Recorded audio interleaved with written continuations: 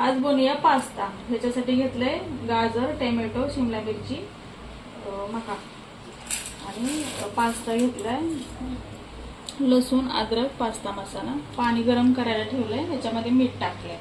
आता हे आपण पास्ता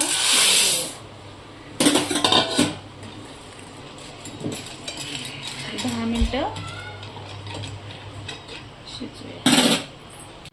आता पास्ता शिजवून घेतलाय, तेल टाकलंय ह्याच्यामध्ये। आता अद्रक आणि लसूण हे फ्राय करूया तेलामध्ये।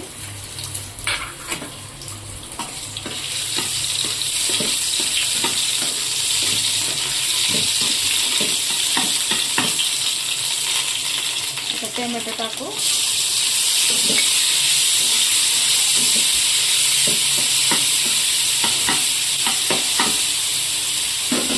सगळ्या भाज्या 5 मिनिटं शिजूया कमी गॅसवर। आता 5 मिनिटं जर भाज्या शिजवून घेतल्या, आता आपण ह्याच्यामध्ये पास्ता शिजवलेला टाकू।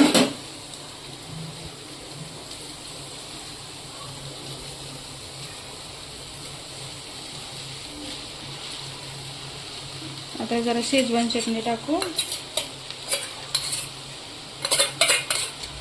पास्ता मसाला,